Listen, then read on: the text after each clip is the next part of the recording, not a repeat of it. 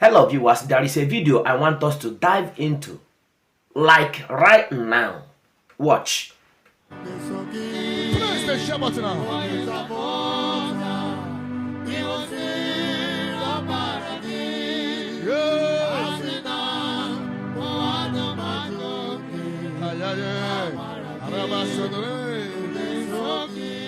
That is a woman, God bless you. You have cancer. Your hair, you have already barbed your hair. Shama, you are undergoing chemotherapy. Your name is blessed. Rebecca Taramama Sharama, Lebreketos and Roboshinda, Maramama Shagabasha, Lebreketes and Remasha. The mercy of God is upon you now. Blessing, I close every grave for you. In the name of Jesus. Okay, that was a prophecy Evangelist Ebuka and Obi released.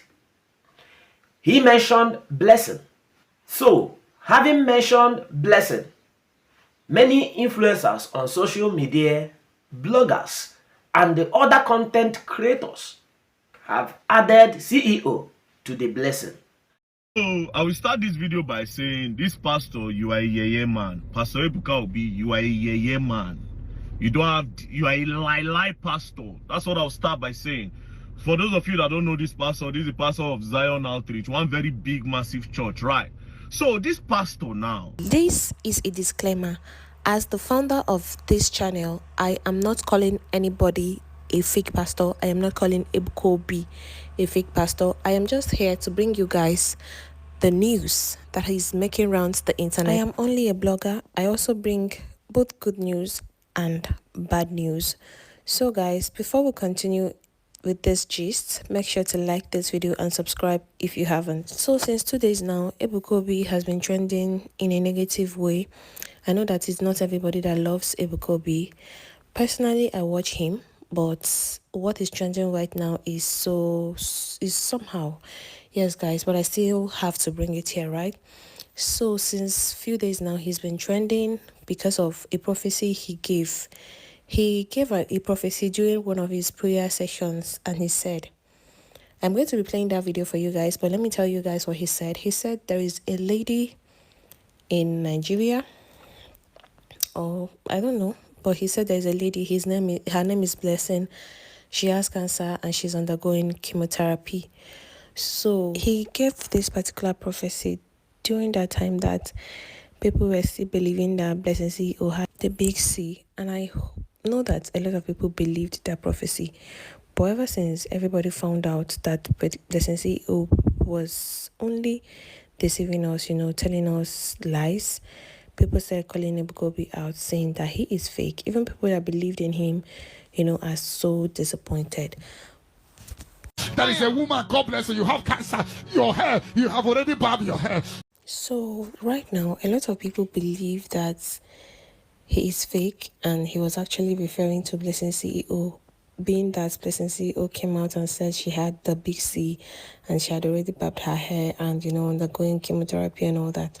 So a lot of people believe that Ebuka is fake, while some people are defending him, saying that he didn't mention Blessing CEO. He only said blessing, and blessing could be another blessing. However, there is something one of the content creators said in that video. He made his analysis mostly in Igbo, but this is what he said. When a prophecy is released and your name is mentioned, you have to claim it. It doesn't matter, because many people bear one name. This is just the fact. Now it's up to you to claim the prophecy by faith. And the one person said that Evangelist Ebuka and Obi saw what was going on Facebook, and they mentioned blessing on the prophecy night. Now, any man in his right senses wouldn't see that Blessing CEO was exposed or has been exposed to not having cancer, which she said she had. And such a man would not go on to say that she has cancer. Now, this is to say that it might not be Blessing CEO many people are pointing at. After all, the prophecy you listened to said Blessing. There was no CEO added to it. There have been instances where a name was mentioned and the people knew the name as famous, and it wasn't that person. At first, they criticized the prophet, and later on, the person the prophecy was came to Zion Prayer Movement Outreach Grant and they gave testimony. There are ways that prophecies manifest. Listen, what someone does not understand is bigger than someone. I want you to take this note. What you don't understand is bigger than you. Does that mean that prophecies do not come to pass? No. Does it mean that God is not speaking in our time? No. But what we have to understand is the things of the flesh are for the flesh, and the things of the spirit are for the spirits. A prophecy released today may come to pass after 2 years, after 3 years. It may happen the next day or few minutes after it's been released. There is what one man said concerning the people who are always after finding faults in everything Evangelist Ebuka and Obi did. And I am going to play the video here for you to watch and pay attention. Although most of the things he said was in Igbo, because generally, frankly speaking, to be honest, the people attacking the prophet are mostly his brothers who speak the same language. Watch. After this video, you better make a share button to Salmosia. After we finish on you are questions. Evangelist Ebuka be to go Ebu Amuma, Blessing CEO. Now Blessing CEO claim we know we cancer, but at the end of the day, a shop time no cancer. Even after up go this year, then after we maybe J back you go Evangelist Ebuka be follow Facebook. Now, one thing Melmunju were very happy is that Namumana, all these people they criticize and monitor Zion closely. Now Hanchani now watch open heaven.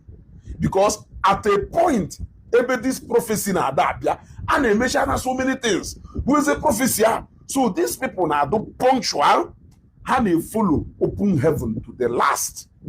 Why? Can even to open a mode very happy? Is because Namo Mano Kafo Shatacha Kamungo Jatuwe when you see. In this aspect, I know that no Kaijefu Shetana Evangelist Godwin or Mado Koje drop on a Zion. Mbona about taxi drop Shonya we see call Pakene Germany Feneme ever kono when we encounter. Today he's a Zionite. So if any asenini no na dey make unu je gwana open heaven. Etu aka God Yesu we locate many of you one day. Etu aka Holy Spirit Yesu we arrest you one day. Etu aka Yesu we nweta your testimony. Once if an abo spiritual encounter wherefore if you be ufugolo. So biawano biawano because unu na akazi aye I don't even and with that information, on a car with that update in an open heaven. You want to go only a day follow open heaven back to back. I had a whoop down video on name. Now, can you with a name fan if I just say go people, Amuma, wherefore blessing and Nibugisi and Niwe cancer. Now, don't forget that now the reason battle that name Juwebia controversial is because no about blessing and na blessing CEO na police and cancer. Let us even remember the case of Wasrike. When Evangelist Ebuka Bikuru Wasrike won with stroke. Then the mother people share where make you things out of it, and before you know it, I've gone ebe Evangelist Ebuka nyelu prophecy or ezugo. What I go? Many people be na attack him ezugo. So many of them that the prophecy are blood for me. What I go? Nko bulu for me, I claimed it. Nyanke nkilu into it. What I go? Whether no ezugo nkem ko okpolo na nka or no ezugo nkem ko okpolo. The fact is that the prophecy he gave that time put message direct to a situation and predicament na handle at that moment. What I go about no will go to somewhere they go ya batagaka. He got that kind of a thing. What I go. So I claimed that prophecy then. What I go. The rest is history. Now, was Rike Potane Mela press up. Oblonya na who Sirike. Then after some time, we fake your child, the actual Owazirike came and gave testimony. And people who knew him, yes, because I know somebody who knew that Owazirike, who knows, not who knew. I know somebody who knows that Owazirike. So that person also called me and messaged to me saying, no. So let us continue. So now, Obiakwana, now the case of Blessing CEO. Evangelist Ebuka Obibuamuma Basalo, a politician. Oh yeah, so no, a popular politician. Remember when he gave a testimony linked to Senator Ifeanyi Oba?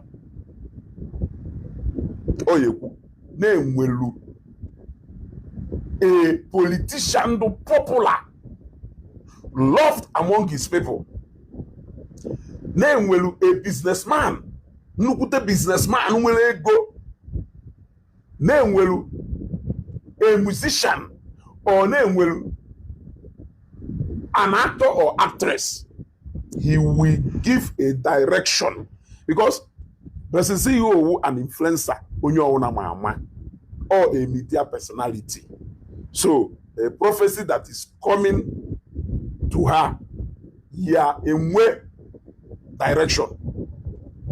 Now, having said this, there are so many blessings, and the anyway blessing this particular, just like I'm telling you, onweka prophecy just like mbengwa ekwuru maka nke gbasala ezu, whether no mo kadati ekwuru maka or not. The fact is that what he said, speak it to the situation at the moment, and can even I have to claim it. I have to pray over that prophecy, and whether not for me or not, I have to claim it, into the prayer or the history. What I go, the rest is history. Now, anyway, so many blessings, just like in then I say, you have to be specific. I want blessing now. The aim of prophecy is for you to connect yourself, just like testimony. You can connect yourself to somebody's testimony.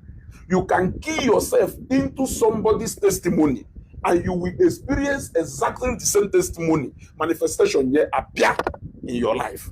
So I don't know why it takes only people who are guided in our Christian belief for you to understand exactly what is happening. So now, all Blessing CEO, and the J-Pack is saying that no, Evangelist Ebuka na a follow social media. All no, they follow social media. This prophecy, social media is go na Blessing CEO. And when you cancer, you got to go. Social media go na Blessing CEO. And when you cancer.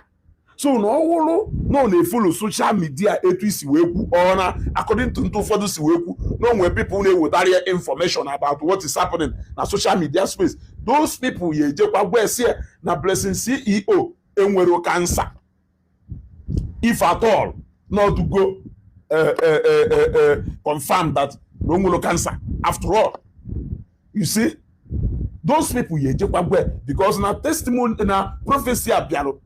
After some time, Anonya mgbe obirodu mgbe on a trend in a Blessing CEO with cancer. That's not when the testimony came. So that's not when the prophecy came. So the prophecy came after the thing we shall now settle law, trend shall now settle law, a cancer, you know, that kind of thing. That's when the prophecy came. So I don't understand why you people are drinking paracetamol or we see that one. For the name say no na akashago. For the name say no na haziaka. For the name say we left to God, church and not God. Focus on God. Wopuziaka na Christian affairs. It's not your business. Are you getting my point? Eh? Are you getting my point? If you say that na kashago na edasiaka. Eh? Anyway, in where you can we all are to come I say after all, I'm one what I go. But blessing CEO, blessing I is it because of name where the canayo, or when where the canayo Zion. When so many other canayo no elsewhere. So man, prophecy target canayo canayo, when you get it, now for canayo, a movie actor or an actor. Because now no blessing CEO ka that deep no with or direction. I am not saying whether no nyaka or no nya. After all, we don't know prophecy. Neku manwerike prophecy awolo maka ife ka ye meme. You got to go. Onwerike awolo maka ife ka ye meme. But I'm only giving you a direction. Kunu kudeba asiri ono na ako. Happen on evangelist Ebuka biaka. Happen on evangelist Ebuka biaka. No nwere ife that young man melono ni nne. Happen ya ko lo ma. Ona ano.